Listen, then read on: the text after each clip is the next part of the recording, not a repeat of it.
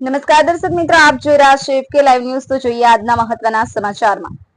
26/5/2025 ના રોજ king dehydration દ્વારા ડુંગળીનું પ્રદૂષિત પાણી જાર માર્ગ પર નિકાલ કરવાના સમાચાર જાહેર હિતાર્થી ચેનલમાં પ્રસિદ્ધ થયા હતા। એ સમાચારને સત્યથી વેગળા સાબિત કરવા પુરાવા ઉપર પડદો પાડવાના પ્રયાસ રૂપે આગળના ભાગે પાણીનો નિકાલ બંધ કરી અને હવે પાછળના ભાગેથી પ્રદૂષિત પાણીનો નિકાલ ચાલુ કર્યો હોવાનું સૂત્રો પાસેથી જાણવા મળી રહ્યું છે। તો આ બાબતની ખરાઈ તપાસ જરૂરી છે, કારણ કે પાછળના ભાગે ખેતી વિસ્તાર આવેલ હોય। સૂત્રો મારફત જાણવા મળ્યું છે કે જગ્યા કોઈની માલિકીની હોય, ત્યાં ડુંગળીનો ખરાબો અને પ્લાસ્ટિક ફેંકવામાં આવે છે। તેના પુરાવા રૂપી વિડીયો ગત તારીખ 14/6/2025 નો એટલે કે વર્તમાન સ્થિતિનો છે।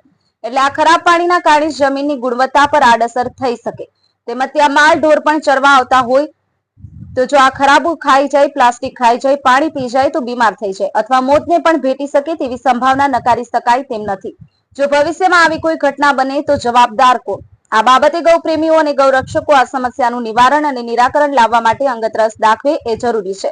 ત્યાં વસવાટ કરતા લોકોની અને શહેરમાં ચર્ચાતી આ પ્રદૂષિત પાણીની લોકવાયકા સાચી છે કે ખોટી એ જાણવા માટે નિષ્ઠાપૂર્વક, નિષ્પક્ષ, નીડર અને તટસ્થ તપાસ અનિવાર્ય છે, જેથી દૂધનું દૂધ અને પાણીનું પાણી થઈ શકે અને સત્ય હકીકત બહાર આવી શકે।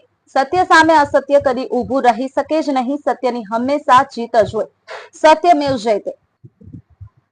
કેમેરામેન આશિક શેખ સાથે bureau report Nishat Qureshi, FK live news, Mahuva.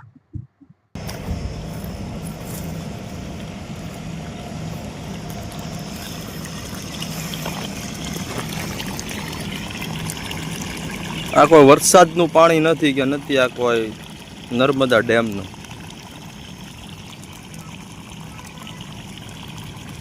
પ્રદૂષણ।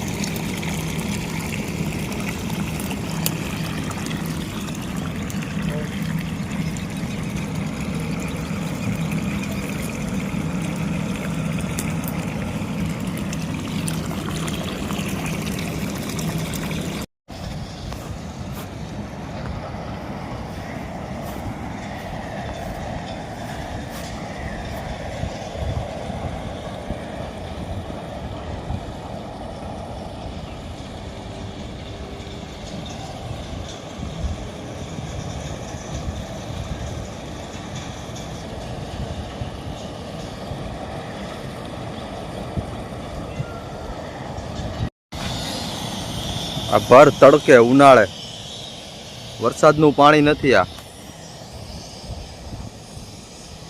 ડુંગળીનું જો ફીણા થાય છે, ત્યાં દેખાય ને, ત્યાં જવાય એમ છે નહીં, ગંદકી ને વાસ બહુ મારે।